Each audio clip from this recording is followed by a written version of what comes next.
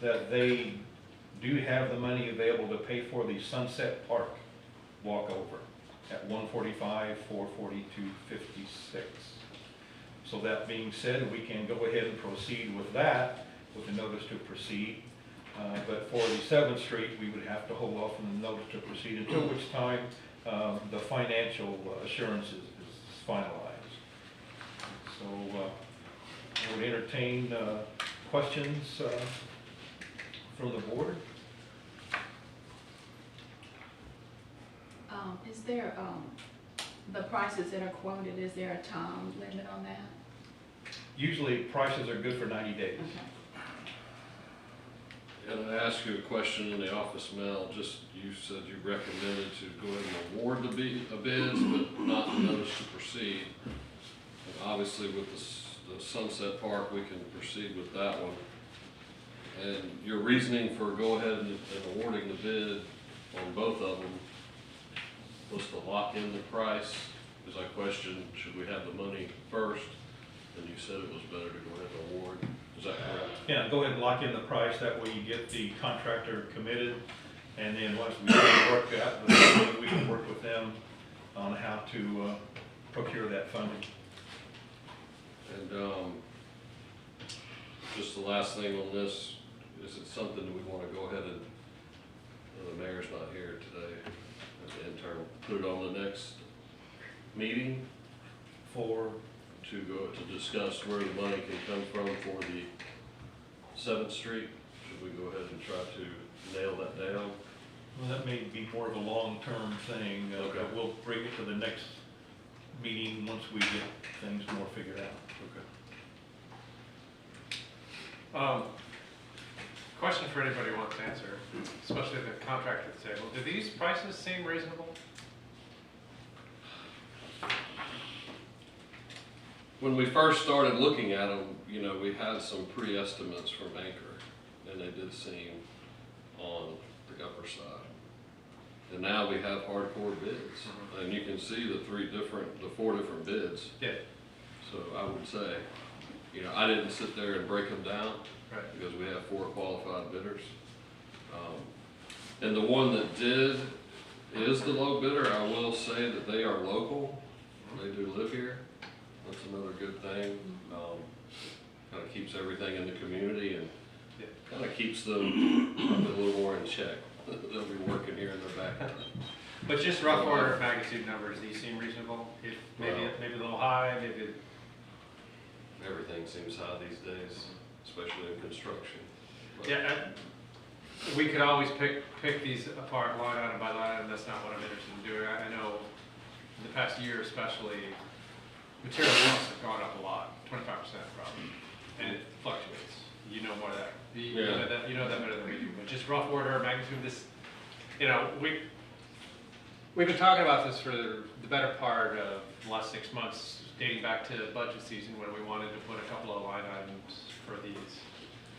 You know, 1 or 2 walkovers, I think is what we were talking about. And at the time, we really only had Anchor's rough order of magnitude proposal for their services for construction and engineering and inspection.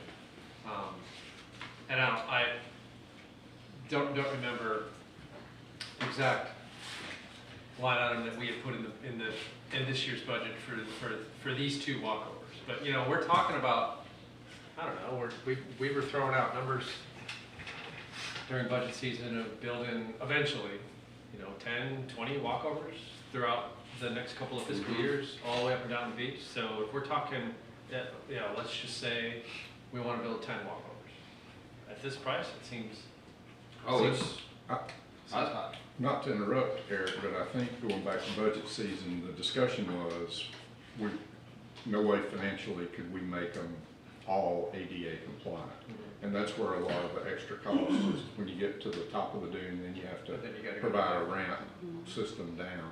Yeah. So I think the additional walkovers eventually that we do put in, that will stop at the top of the dune, I guess, and then you'll have to egress down the slope. Should be less money.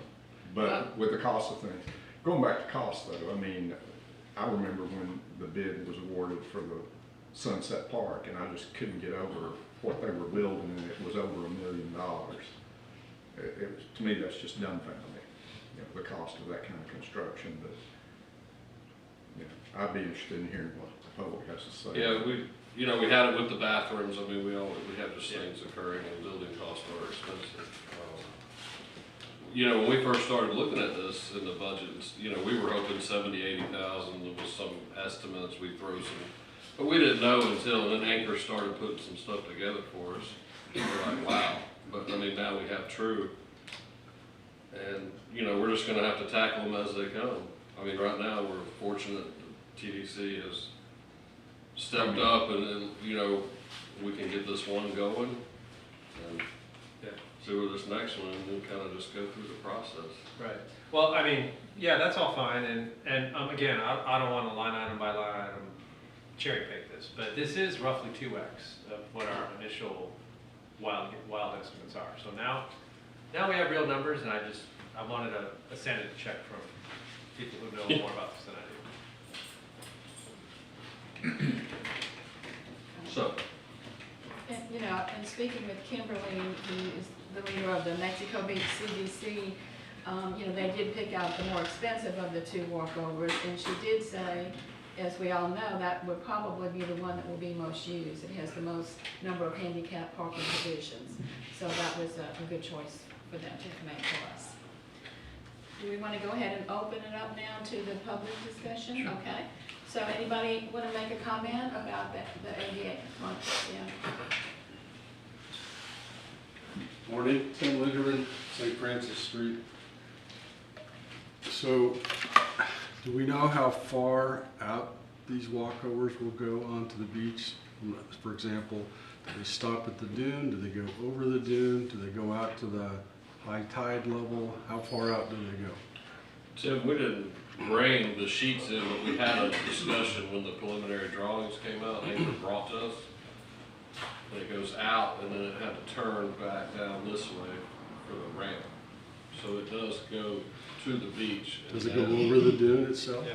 Okay. And then, do we have the permits for this already? They're in process.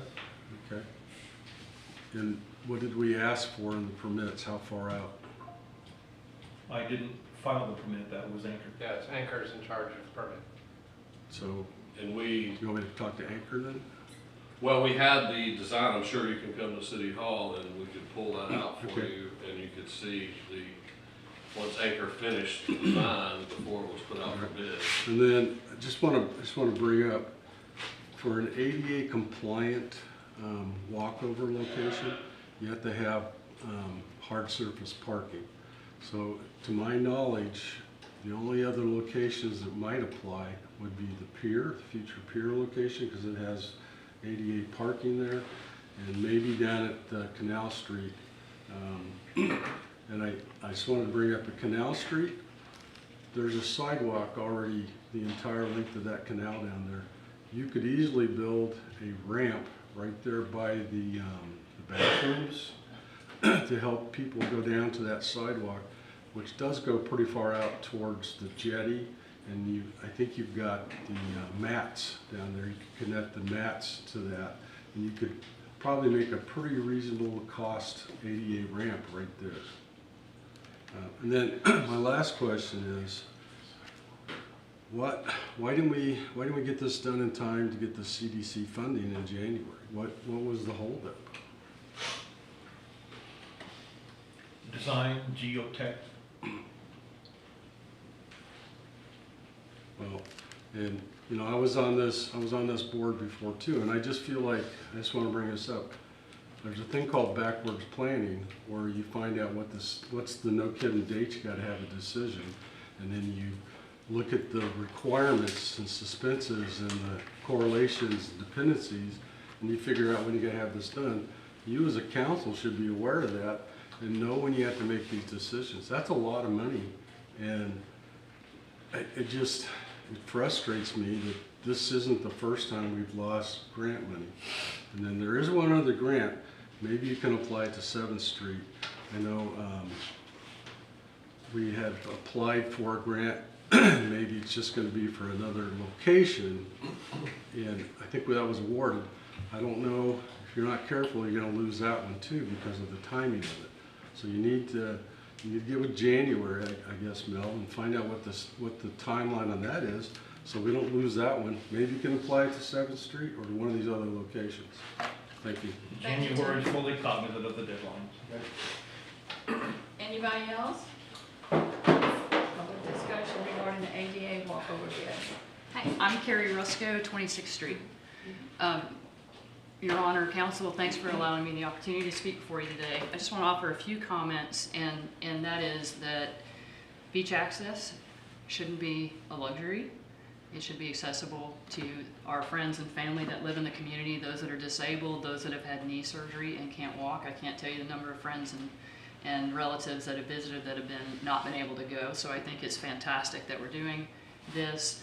And I hope that as you guys look at the construction, and I know we're looking at the companies today, that we choose somebody that is responsible and will continue to help us rebuild this beautiful beach. I'm very much looking forward to talking about this some more. And I think it is important to get the ADA compliant one. That is the most important. And then as we add the others later on, that would be fantastic here for our community. So, thank you for your time. Thank you, Carrie. Anybody else? Public discussion? Hi, Kirk Werfel, South 30th Street. First, Council, thank you for your hard work day to day, getting it all done. Look forward to having an ADA bypass at the Sunset Park. That's our keystone, I think, for the city. And that's definitely where you want to put it in. Maybe you have to wait for the second one due to funding. The second one, the idea of putting it at the end of Canal Street, very flat, should be very easy to put it in there, a lot less dollars. Going forward, the idea that we might put more in that are ADA compliant, that I might suggest reining in at least to every 10 blocks or even less. Do it at the key points, but whatever you build, it's got to be maintained. So we put a whole bunch of these in. It's going to be an ongoing gift that we're going to have to keep paying. Thanks. Thank you, Kurt. Anybody else? Okay. So I guess we will close the public discussion. Any more discussion at the table? Got a few things. Just to let y'all know, so Sunset Park and 7th Street are already designed as ADA. Sunset Park, the CDC has allocated, say they're gonna allocate the money. But 7th Street is an ADA ramp. We just had, at our last meeting, we just discussed, we did receive a grant for exploring for a third ramp. And that's kind of where we're at in the shell of things. So we've tasked Anchor, excuse me, to find that third position. Maybe it's down at the canal, maybe it's at the pier. And we all know here as a council, and we've said at previous meetings that we know the possibility of ADA access is going to be very limited to how many more we're going to be able to do because of the parking, the requirements for ADA. So I'm just trying to bring the people up to where we're at on this thing. But we're definitely, the two here, the 7th Street, we're not, the Sunset Park and 7th Street, there is no moving that. And I agree with Tim Linderman. I think the Canal Parkway makes a lot of sense. It's flat, the cost should be less. And we've already got some infrastructure in down there to facilitate access and parking. So I think that's a great idea, and maybe we could prod Anchor in that direction. That might actually make a lot more sense than one at the pier location.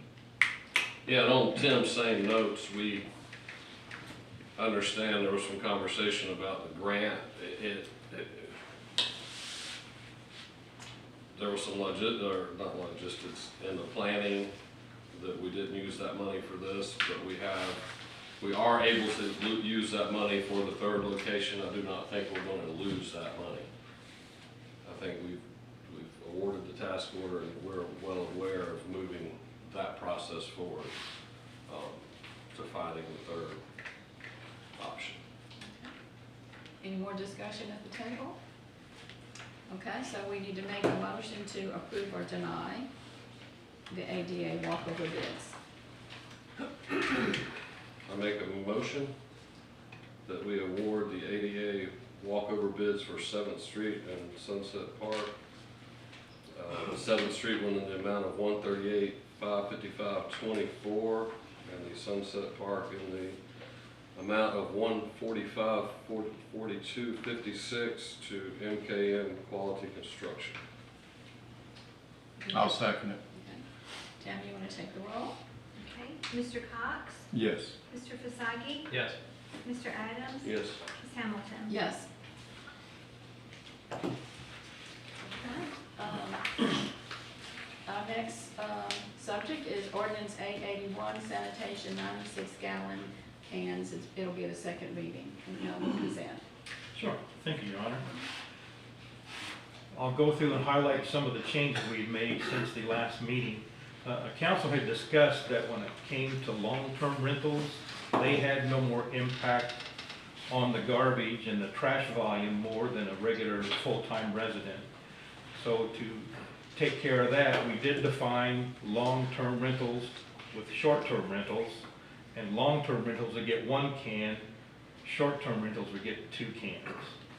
We took out the section about white goods because the city for a long time really hasn't picked up white goods. There will be no charge for the concierge service. That will remain free as it always has been. When it comes to the multi-unit paragraph about how many units per dumpster, we changed it from 18 to 20. The reason being, one of the multi-units does have exactly 20 units, and they simply just want and need just 1 dumpster. They don't want to have a second one. But of course, if they do have multiple dumps, that would be an extra charge. The HOA will pay the dumpster fee on behalf of those residents at the multifamily units, and the excessive garbage fee is taken to $15. In other words, if you set out your can and set out a plastic bag of garbage next to it, that's called excessive garbage, and that will be a $15 charge. I think that highlights the changes, Your Honor. All right. Okay, so I guess now we go to making a motion to read the ordinance 881 by title only. Ms. Tammy? I'll make a motion. Oh, we gotta make the motion I'll first. make a motion that we have a second reading of ordinance 881 by title only. I'll second it. Okay, Mr. Fasagi? Yes. Mr. Cox? Yes. Mr. Adams? Yes. Ms. Hamilton? Yes. Okay, ordinance 881.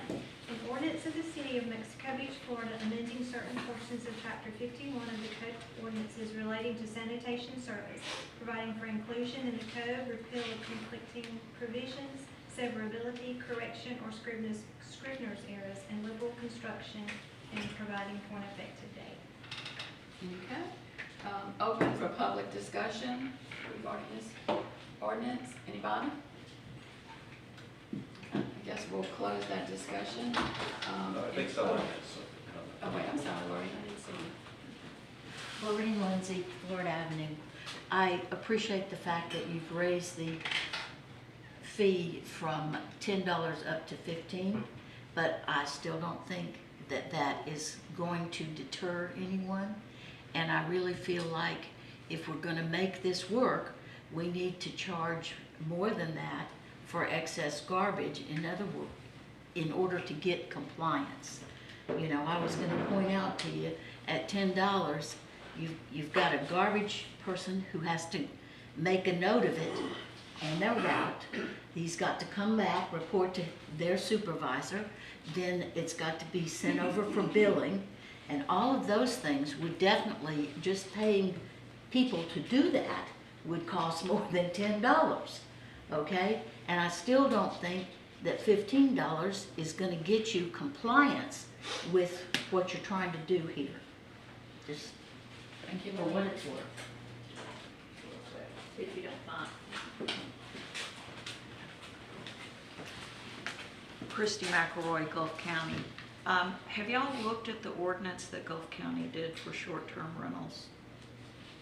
We did, that was part of the discussion that we had at the Okay. public workshop. All right. So you're going now to 2 cans for short-term rentals and then long-term and regular residents, just 1 can, is that correct? That is correct. Okay. Did you look at the fine from Gulf County?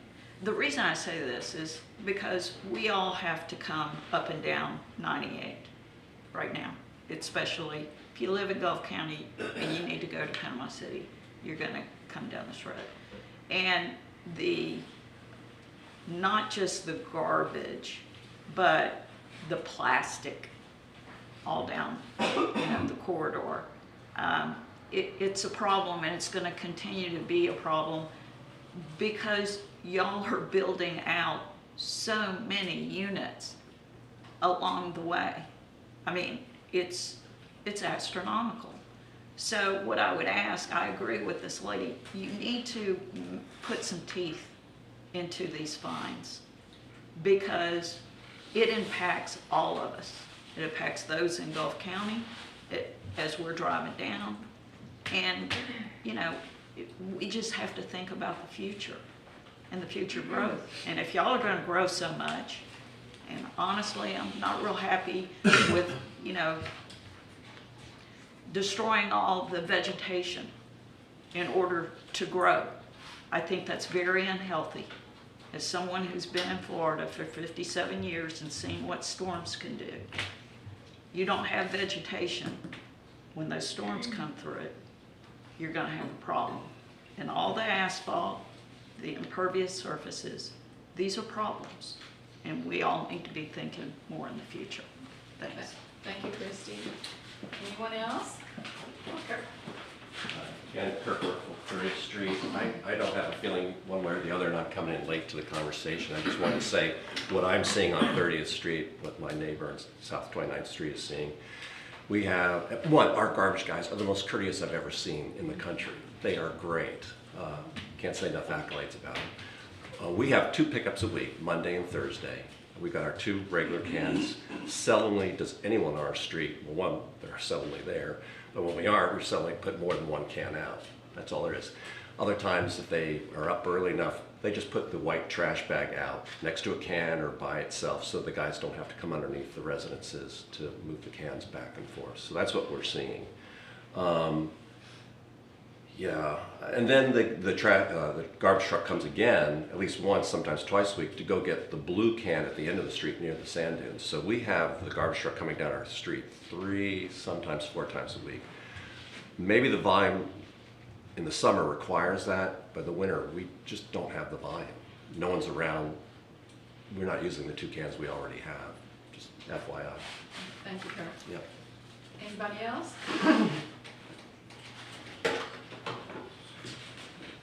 Russ Conkle, Paradise Shores. We all know people, if the amount that they charge for this goes up to a certain amount, people are gonna creative, they're gonna take their can and throw it in somebody's big dumpster, contractor dumpster. I live in a condo building, I don't have to worry about that, we don't rent our unit out. But I'm just saying, if the price gets to a certain point, people are gonna get creative. They're gonna throw it in somebody else's yard. They're gonna throw it in the cans along the beach.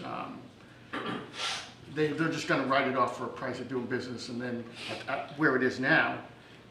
But if it gets too high, they'll get creative and throw it in somewhere else rather than pay the amount. So it doesn't affect me, but I'm just saying people will get creative if the number gets too high where they say, I'm not paying that, I'm gonna throw it in my neighbor's dumpster. But anyway, thank you. Okay, thanks, Russ. Anybody else? Okay. Then I guess we'll close the public discussion and we'll have discussion at the table. Yeah, if you don't mind, let me just start. I like all the changes that have been made here from the first reading. We had a lot of public feedback, both during, before, and after the meeting, and I think the changes reflect the general consensus across the community of what we wanted to do. One question I do have is, we talked about it at the last meeting. I didn't necessarily see this in the ordinance, but maybe it's just a detail. We talked about having the excessive garbage charge be $15. I think we went back and forth on what was appropriate, too high, too little. We appreciate all the public input, but we did talk about this. The other detail that I remember that I don't see here is you get 2 freebies of having an excessive garbage charge. And on the third one, congratulations, you just got a second can. It's third. This Yeah. is, It's on page, it's on page 7, that was gonna bring it up for the audience. Okay, Yeah. that's what I was thinking about when we. Page 7, line 7. And But on that note, go ahead. Go ahead. just, I was gonna tell Miss Lindsay and the other in the audience, it does say, in the event of an individual property has excess refuse is determined by the city more than twice per calendar year, the city shall require additional approved containers that shall be added at the customer's expense.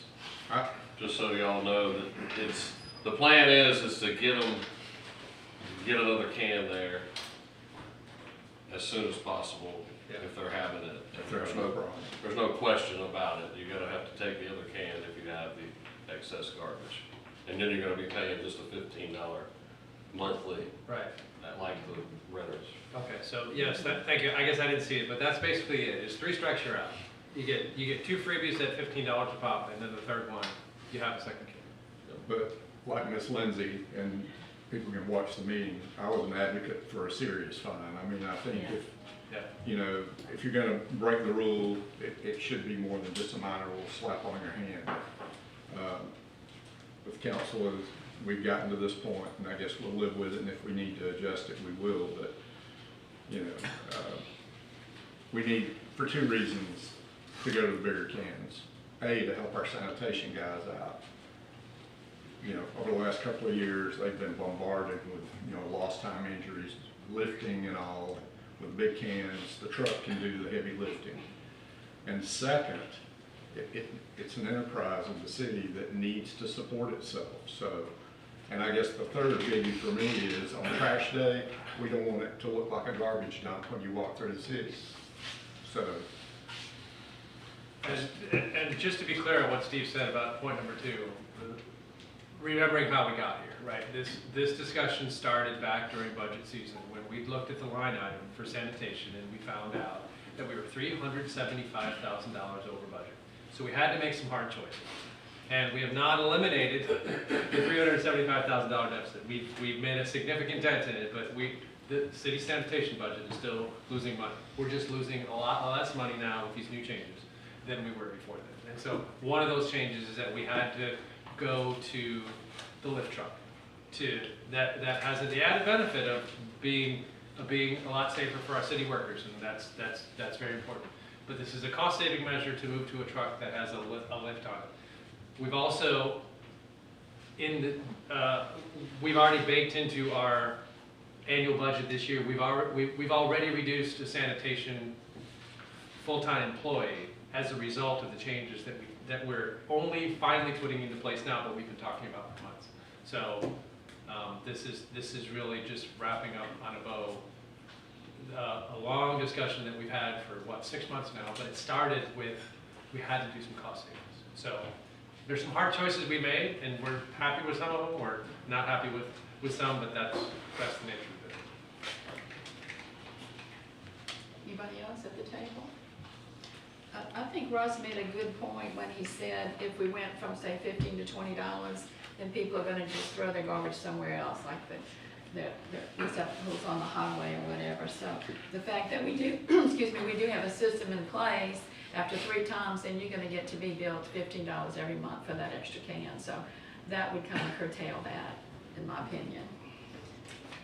Yes, and we've also said at the table here that we really do need 1 year's worth of data. Once we implement these changes, we'll come back in a year, we'll see what the actual numbers are based on our projections. We'll talk to the city staff, see how they're faring with the new process. We may have to make some changes. That's part of it. And I think it's been said, Sam, that we have the kicker on the truck Get 2 already. kickers, get 2 kickers on both trucks, makes it a And- whole lot easier to pick those 96-gallon cans. And then we're just kind of waiting on the delivery of the cans, which we don't know exactly when Don't that know will be. exactly yet. But I understand it will have the city logo on it, so that'll be Absolutely. nice. That'll be really nice. And I had one more comment. I would encourage Mr. Warfel, did I pronounce that correctly? That was fine. To people I know, a lot of folks do carry their bag out and think it's a lot easier for the sanitation workers. And up until now, it could have been, but that's the idea with these rolling cans, is we want the trash in the can so they can just roll it to the truck, use the kicker, and flip it in. So if everybody could try to get on board with that, put the bag in the can, even if it's just one bag of trash, and just let them, we got the concierge service left in there. They're gonna come to your back door, they're gonna roll it out, they're gonna roll the can back, and help keep the city in better shape. I'm glad that's left in there. But just to encourage everybody to put the trash in the can once these roll out.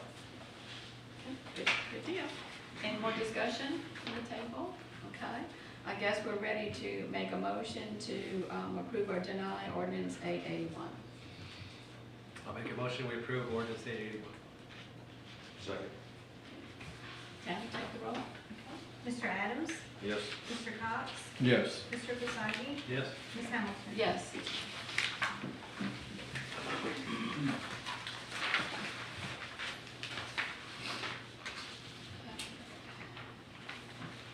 Okay, I guess now we're gonna move on to citizen comments. Speaker needs to come to the podium, of course, and say their name and the city of residency. I'll get the party started. John Harrell, 43 First Street, actually representing the Special Events Committee. First of all, Mayor Pro Tem Hamilton, fastest meeting I've been to since I've been coming to him. Thank you so much.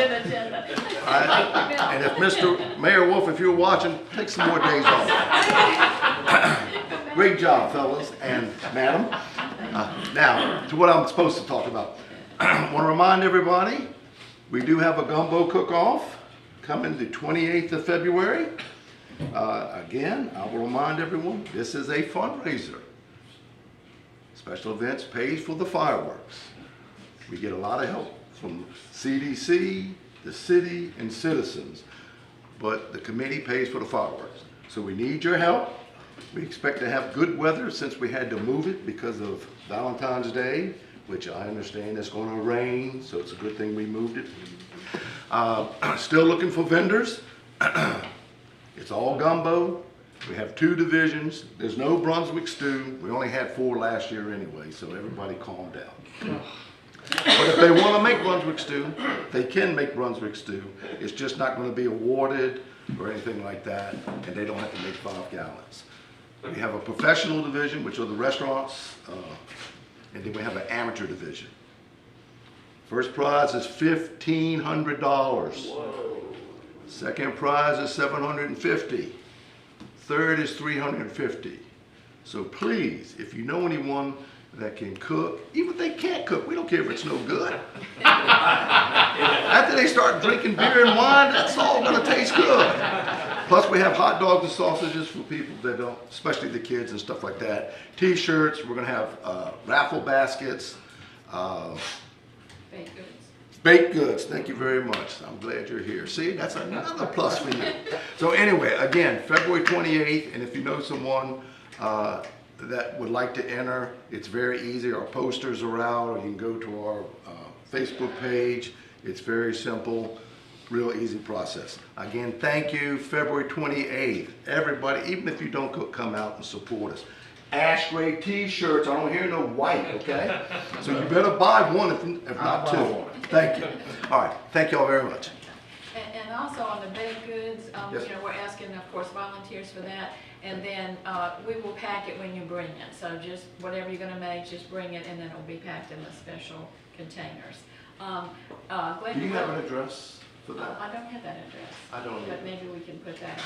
We'll get it out. Up there, yeah. But there are, this year Glenda had an idea of maybe getting groups and even churches, and that if they want to put their own sticker on it to say, you know, such and such a church has donated these cookies, you know, that helps them and it helps us too. So that's sheer profit on the baked goods, so that's a real important item. And Bayside Bakery, yeah, like that advertises their business. So we really need a lot more baked goods to help out with the profit that we're going to make from this event. And of course, it all goes for the fireworks for 4th of July. Any other citizen comments? Real quick. have a few things that very much involve y'all.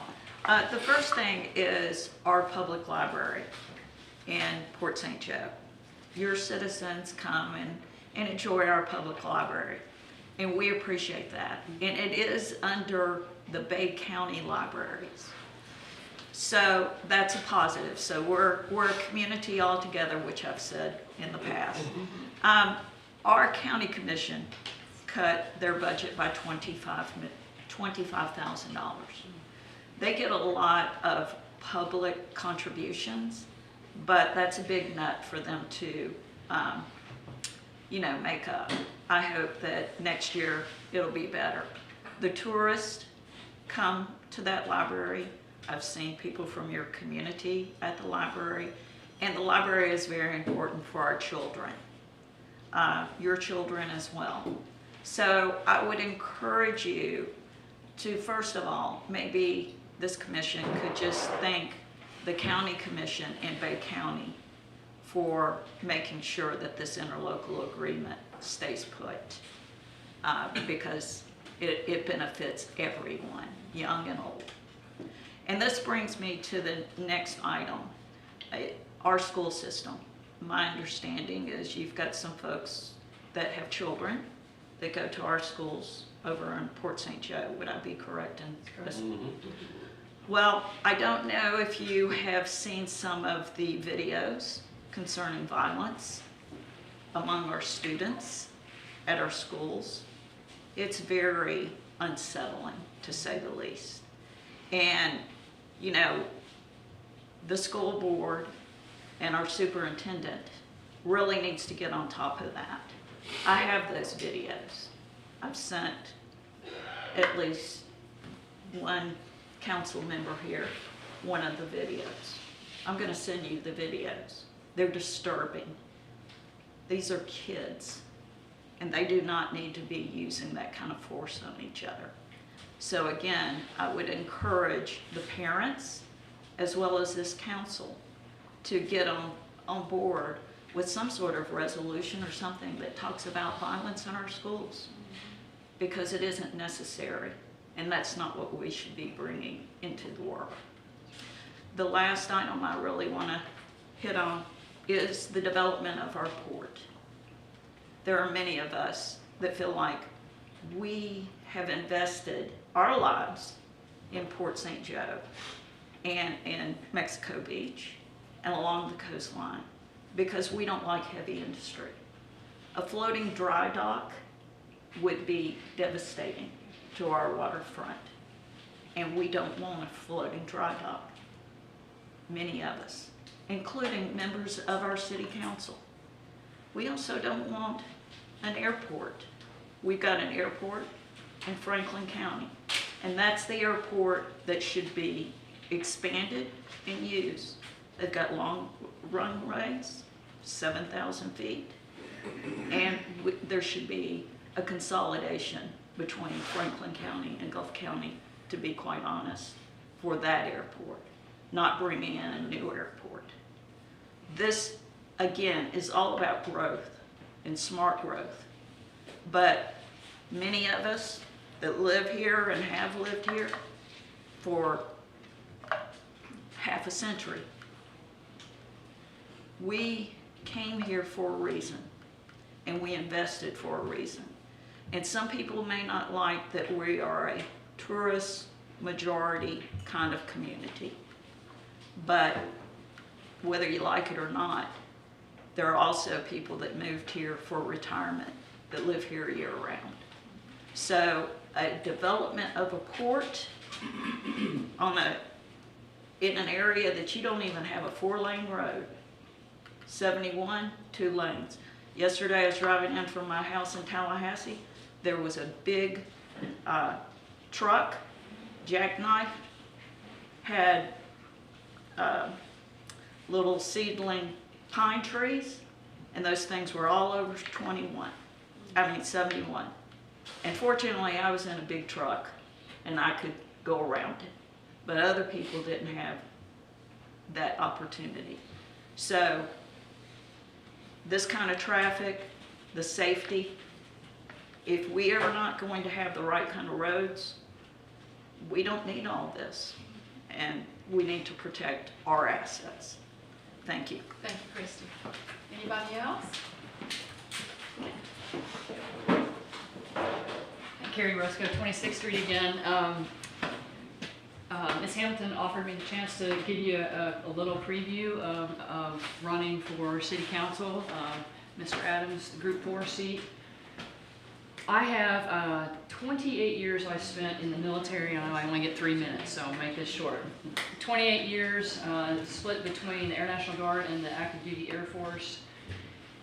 And I want you to understand I have 3 ideas, and some of them are going to sound very familiar, but the first one, the 3 things that are important to me, and these are not the only things that are important to me. These are just the 3 things that right now are things that I'm concentrating on. One of them is a strategic plan. In the military, you can't do anything. You know, plans are worthless. Planning is everything, right? Every plan doesn't survive the punch in the face, that Mike Tyson phrase. My point in saying all that is that I know we have had projects, and those projects have plans and timelines and things like that. But I don't know of an existing 5, 10, and 20-year strategic plan for this city. And I would like to see that come to fruition so that we know as a community what we're building together. Number 2 is transparency, and I think the council and the city has done a great job coming back from some of the rough times from the city in the past. And that is one thing that I want to ensure that everybody understands. I am Team Mexico Beach. I'm not team anything of the past, okay? I am a windshield looking forward. I moved here 5 years ago. It was just rebuilding from Hurricane Michael. Nothing was torn down yet. The base still looked like a disaster. It still looks like a disaster, but it'll be beautiful when it's done. And I just want to take our city moving forward in a positive direction. One of the last thing in that category is beautification. That is one word, but city appearance, city pride, and building it to what we want it to look like. I have no desire to be Panama City Beach. In fact, when I moved here, and because I was stationed at Tyndall, I did not even go to Panama City Beach. I had never been to Mexico Beach, and I bought a house within the first day because I saw this quaint little village. I want it to stay like that too. Development's coming, we can't control that, but we can try to control it as best we can. And so those are the 3 things. I know some of you guys don't know who I am, and I would love to meet with anybody that'd like to talk afterwards. I will be hosting a meet and greet in the next few weeks to whether there's opposition or not. So I look forward to meeting everybody, and thank you for the couple of minutes that you allowed. Thank you, Karen. Thank you. Anybody else on citizen comments? Okay, Kurt? Just one more, I'm getting my annual Kirk Werfel, 30th Street. Council, thanks again for all your hard work, all you do behind the scenes, making it happen. And this is a time management tool I'm going to tell you about, and maybe you already do it, or maybe it'll help some.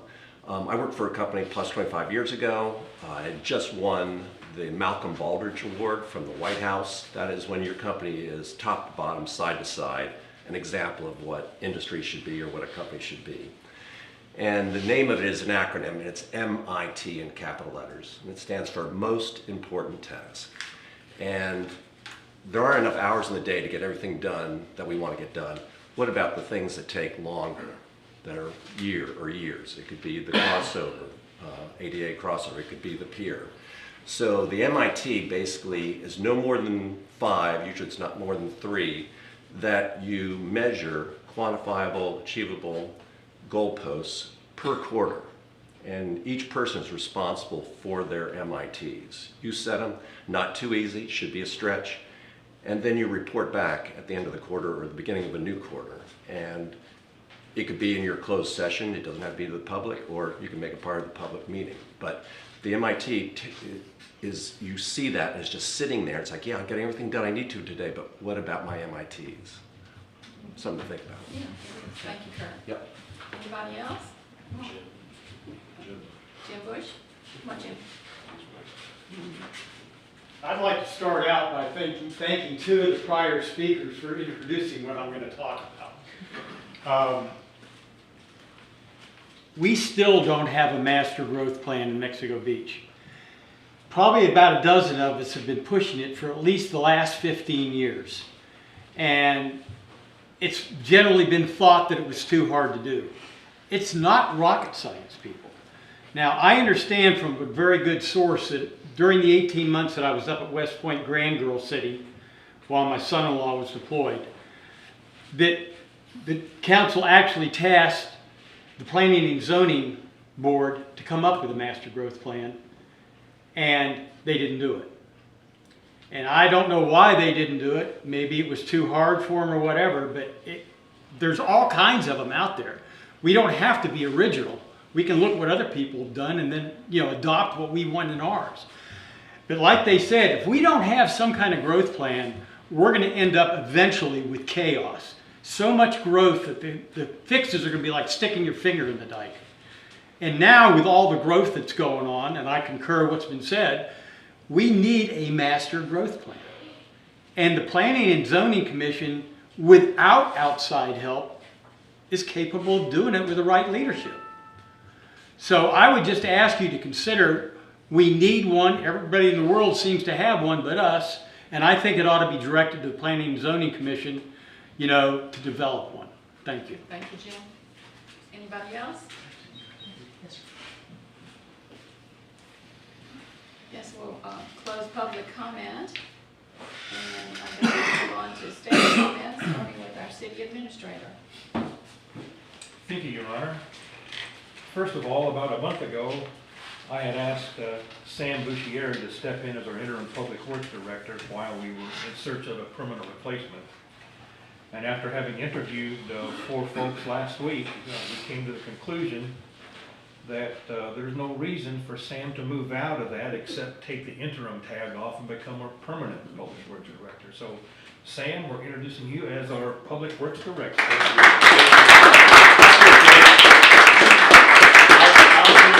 I'll do my best, 110%. And any problem that y'all may have, just give me a call.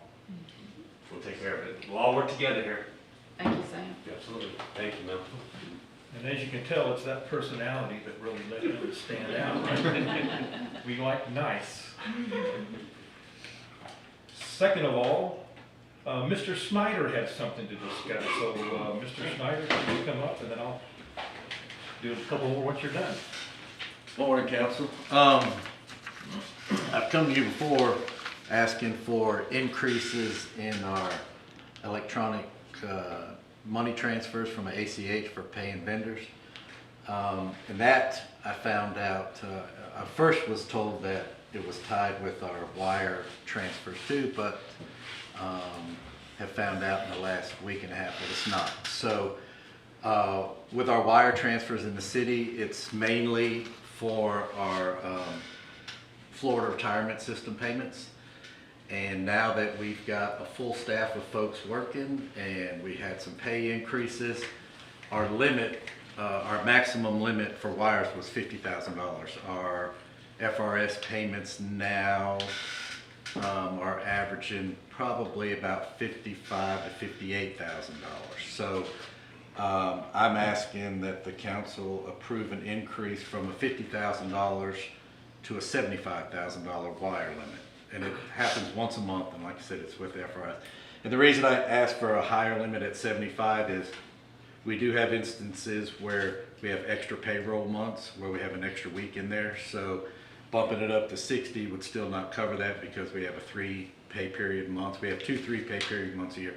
And also we have 2 times during the year where folks can sell their annual leave, where that is also eligible for Florida retirement. So when we have eligible leave sales and regular payroll, that would bump it up as well. Okay. I have a question. Do you, by any chance, rough estimate off the top of your head, do you know how many paper checks we sign every month that is above the $75,000? I just want to be clear that this is. Well, this here paper is versus- this is just an electronic wire transfer to the Florida Department of Revenue for our Florida retirement. Right. It doesn't involve any of the ACH. The ACH is something completely different. Okay, so this is separate from ACH. This is separate from ACH. So are you asking for, obviously you're asking for approval just on this one? Just on this, with the ACHs are fine. We've already done that approval and upped the limit. That So- one was done a while back. So I can kind of speak to kind of where you're going with this. Before we increase the ACH, we would all randomly get a call for approval of a ACH increase. And then just recently, I guess end of the last quarter, I got a phone call and the nice person at the bank asked for approval for the increase in the wire, which I gave, but she also asked if I would give her ongoing approval. And I said it would take the full council to authorize that no one individual could. And that's why Mike's bringing it to the council today. But and my question was, you're not asking for approval to increase all wire transfers to 75? No, Just that's for a, this that's a one daily item? limit, so I'm only asking for an increase in the limit. So if we do 10 wires, we only have a limit of $75,000. It's not per vendor or per transaction. Just per day. It's just it's a daily limit going from $50,000 up to $75,000. And these wires only happen once a month. Because FRS is the only vendor that we do a wire to.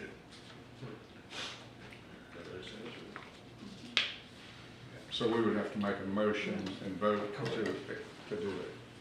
And the bank requires, I've done a letter, so if you guys do approve it, the bank just requires one signature, and that it was passed by the council, and then they will implement the increase immediately.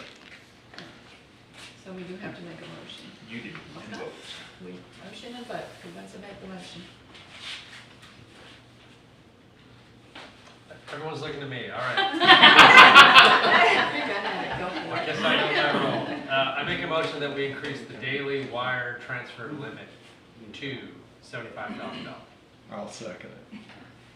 Tammy, you want to take the roll? Mr. Cox? Yes. Mr. Fasagi? Yes. Mr. Adams? Yes. Ms. Hamilton? Yes. All right, two more items, Your Honor, and I'll be done. Number one, we've had a couple of resignations from our planning and zoning board, and that leaves the current members that are our awesome chair, Mr. Kerrigan, Mr. Van Arsdale, Mr. Adams, and Ms. Logan. We have a 5-member board, so we need one additional member to serve. We also have 2 alternates that are available as well. So if you or anyone you know wants to become involved with the city, and it sounds like the P&Z will be more involved in the future with some potential plans, be sure and reach out and have them put an application. We really haven't gotten many applications at this point, so we're going to hold that open, trying to get some more. Correction. I've had an application in for 2 months, and Tammy told me that I was supposed to be put before the board today. Your correction is interesting because we've only had just the one. And so we want more than one application. So yours is duly noted, and it will be in the mix for appointment in the future. The last item is, this was concerning a request from Mingle Marley's. As you know, they have on the side of their building a large Mingle Marley sign. And when the Seaside Market gets built, that sign will no longer be visible. So the request is, what can they do to put a sign so that they are more apparent from the public? You may see in quite a few larger communities where there are a strip mall sign that has a name, and in this case it would of course be the Mexico Beach Market. And then below that large sign is the individual signs of all the businesses there. That would make sense to do that. However, our current laws and regulations do not allow a sign of that nature. So my question is, in order to even consider making a change in our ordinances or that sort of thing, what kind of feeling does the council and maybe the public have on something of that nature. I'll go first. And this will kind of dovetail into something I'm gonna say later, but as I recall, they do have a sign on the front facade as well. Now, the mural that they're talking about that's on the side of the building, it's only available to traffic that's traveling to the east. I don't consider it to be a hardship that they're losing that, and I'll just say before I ramble too much, I want to save something for the end. I don't think we want to go changing sign ordinances until we do some other things. Any other comments from the table? I would say definitely agree on that. We have an ordinance in place. We need to stick with what we're doing. We're in the middle of LDC update. And I'm sure signs are gonna come up in that. I think we need to stick to the path. We've had some, in the past, some people wanting variances of their own things, and I just, it's best that we stick to the book. Do we want to ask the public comment as well? Yeah, for the willing to Any comment. any comments from the public? I have one. Russ Kaufman, again, Paradise Shores. I don't know the legality of that, but it would seem to me to be unfair for a sign that's been there for as long as Mango Marley's has been there, and somebody can come up and put a sign in front of the sign. That just doesn't seem right to me. That's just my opinion, and I don't know the legality of that, but I don't blame Mango Marley for saying, hey, man, what's going on? This sign's been there forever, and now you can come up and put something and put a sign right in front of my sign. That's just my personal opinion. Thank you, Russ. Anyone else? Steve Johnson, Mango Marley's. First of all, I mean, we're really excited about the grocery store. I mean, Mexico Beach needs that. So that's not about this, but I mean, that sign and the wings, you know, over time, I mean, people comment on that all the time. They do see it coming from the Panama City area. It really opens it up. People stop and take pictures, and, you know, I mean, even when we had the storm, people would say, hey, I looked and I saw your sign on, you know, your building's still standing. I mean, people look for that sign. And I understand. So I'm going to lose all that exposure. And I get that. I mean, it's growth. Yeah. And at first I kind of started with, hey, can I get an easement and then get you guys just to approve a sign out where I do my little A-frame? And, you know, we'll pay for it. We'll design it. We'll get you to approve it. We'll make it look nice. We'll get it within your whatever. And, but we are nervous. I mean, we're excited, but we are nervous that we're just going to become a footnote. That building's going to come out. It's really going to swallow us. We were the main thing right there on the road when you see it coming into town. And, you know, honestly, we survived the crash. Well, we started in the crash and then survived the BP. You know, we've survived all the things that's been thrown at us. The storm, COVID, we're out of food trucks. So we're just trying to look ahead and make sure that we just don't become a footnote and be swallowed up by the grocery store. So I'm really just looking for any help that we can get to make sure we still stand out. And, you know, I think this is our 07, so we're looking at our 19th year as a part of the community. So we just want to stay relevant. Thank you. Any more thoughts at the table? I mean, maybe, you know, just get with the administrator and let's see what,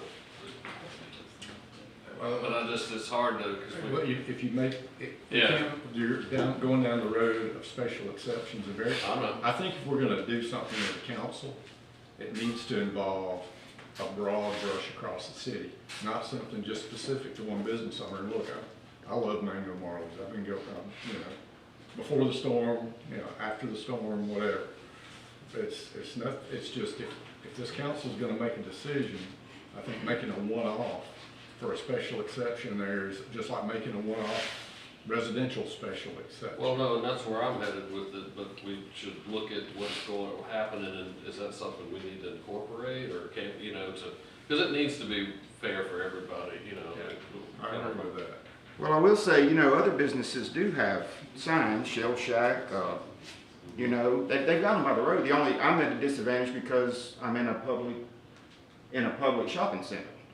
I don't own the property, so all I'm asking for is a little help, an easement. I don't think it's gonna explode the beach because everybody has they put their sign out by the road. And I'm just, you know, I'm not trying to do something that blows it up like a Hammerheads or whatever, you know, I'm just doing something that's just kind of saying, hey, we're right here, you know, stop and see us.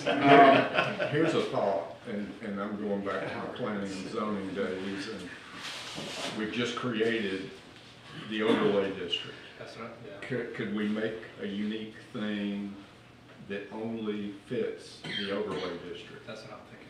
So whatever sign agreement, and there, you know, I don't think the council needs to make it. It probably needs to be a planning and zoning thing for that they would bring back to the council.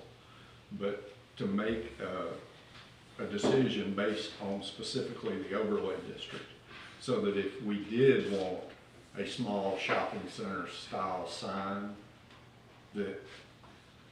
that board would come up with the criteria for size and what it should look like. Maybe that's an idea.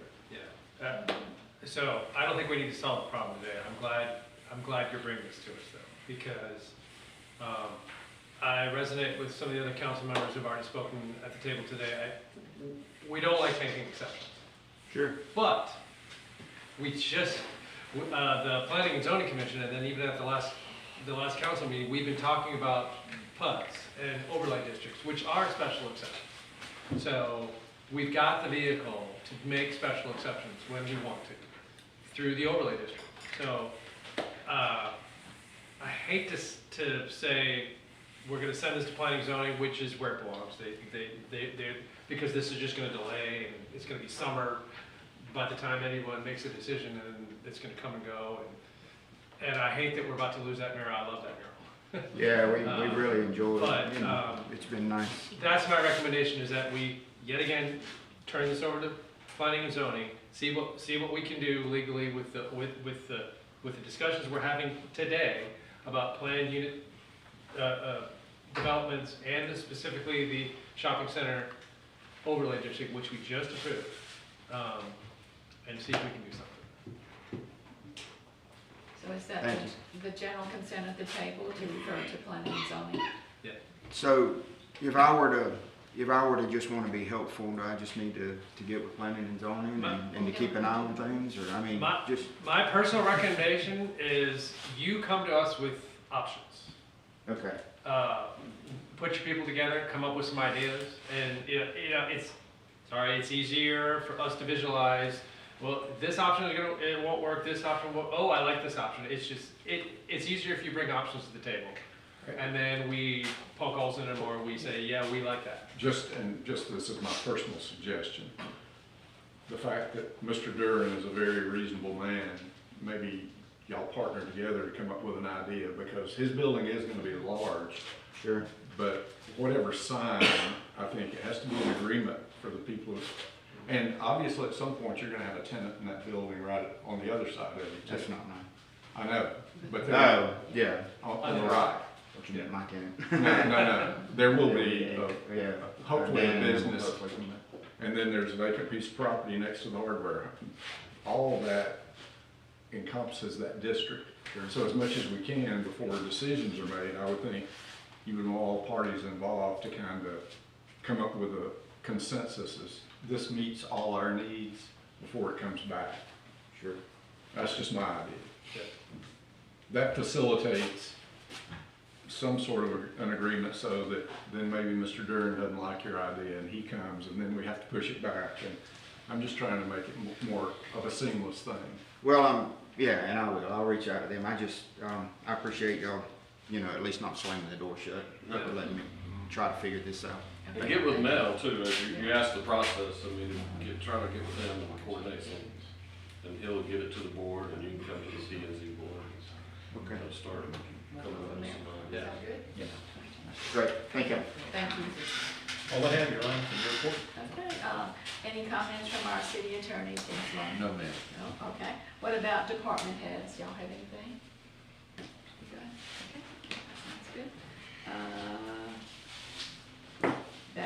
Any more council comments? Okay. I'll go first. All right. I want to applaud each of you that spoke about a master plan, and if you don't have a, you know, my dad had a saying, failing to plan is planning to fail. I think it's important that this council going forward, whoever sits at these chairs over the next 24, 36, 48 months, we really have to get a full master plan for the city.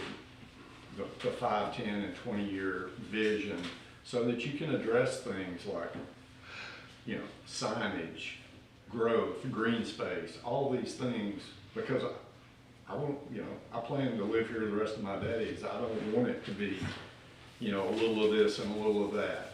I want it to be quaint and nice, and, you know, Ms. McElroy spoke about, you know, we don't mind the tourist lifestyle. We don't want heavy industry in this region. We don't always have our choices though, but if we plan for our little patch of it, maybe we can make it stay paradise. So that's all I've got. Anybody else? I'll just second the same concept about long-term plans. I campaigned on that twice, and it's unfortunately just gotten buried with the day-to-day. You know, speaking about Malcolm Baldrige, we missed it, right? There's big things that we still want to pay attention to, but we get lost in the day-to-day important details that we have to do as council. I will say that the city did have wasn't really marketed as this, but it was something of a long-term plan that was published about a year after the storm. It was a greenway project. I think some of us remember what it was, and it got lost in the city website, and we had to go find it again. I had an old copy on my hard drive, and it was, the problem was that the study was commissioned by the city council in 2018, I believe, right before the storm, and then the logistics and the bureaucracy of the contract continued throughout the end of the storm, and it got published in early January 19. It was sort of dropped onto the city website, but by then we were all focused on other things, and it sort of got lost and forgotten, understandably, because we had a city trauma to work through.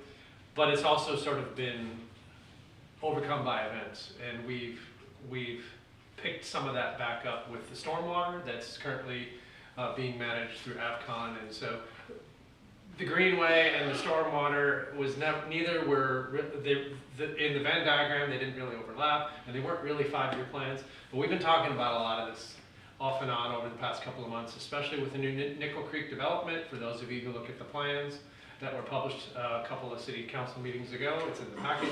You'll see a giant slash right through the property, which is the easement for this Mexico Beach bypass that various councils have been talking about for years. And so now's a good time for us to start planning for that.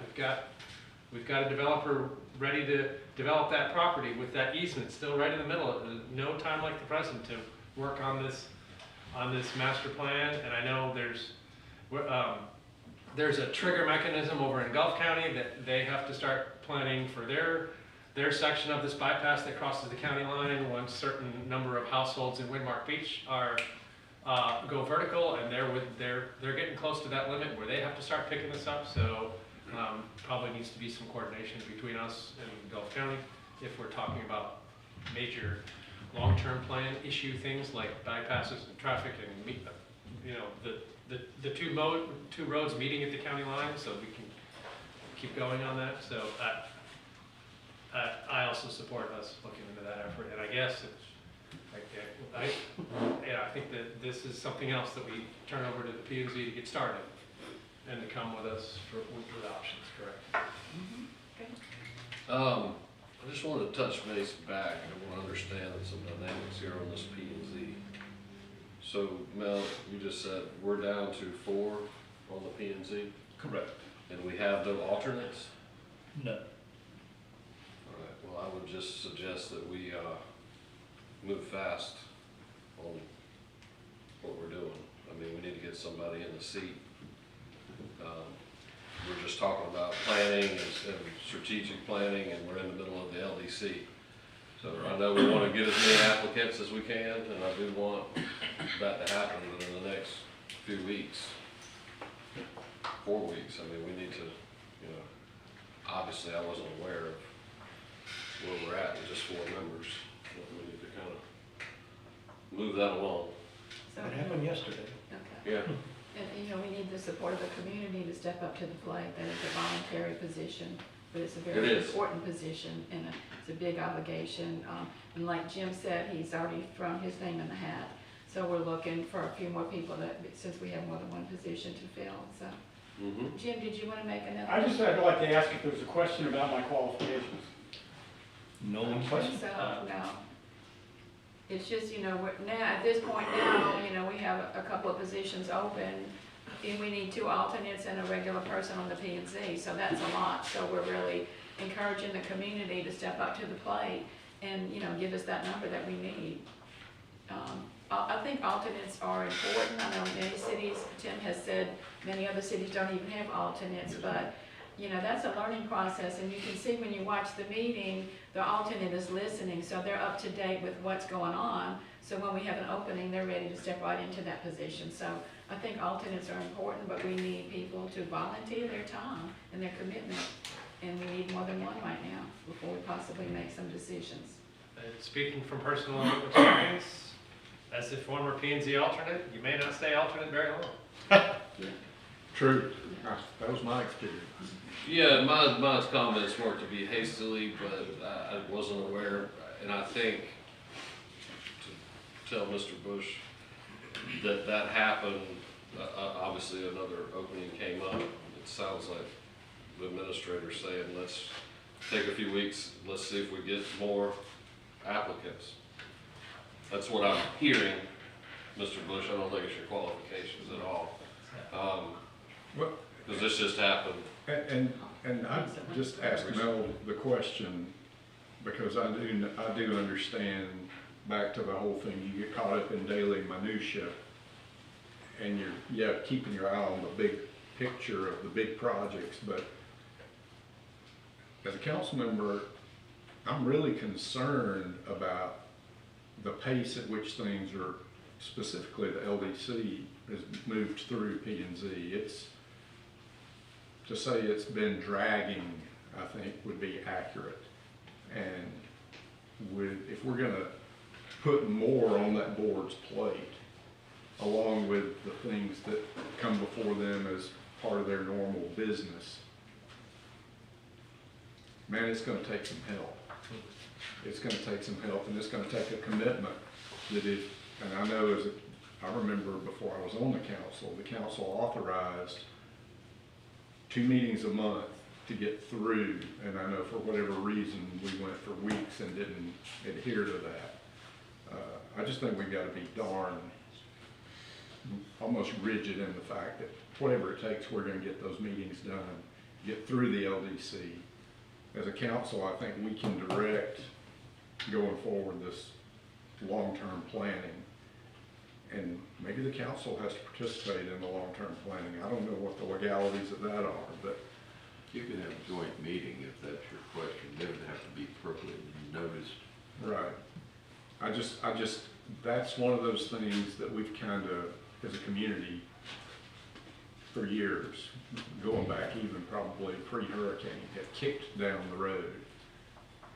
Well, when the hurricane came now, we were in disaster mode for so long, and we're not anymore. It's time to get our act together. Any other comments?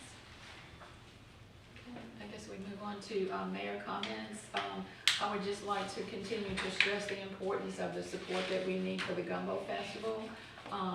This year we will be celebrating the 250th birthday of our country, so we really want to have a really nice firework display, and of course that money is earned through the special events. So that's also volunteer people on the special events committee, the people that do the gumbo are volunteering their time and money to enter the contest, and the people that do the baked goods. But we need a lot of support from our community to make that happen in the way that we want it to happen. So then the next city council meeting will be Tuesday, February the 24th. at 9 o'clock, and the real mayor will be back. I have just been the pretend mayor today, but our real mayor will be back at that time. Would anybody like to adjourn, make a motion to adjourn the meeting? Motion to adjourn. Okay.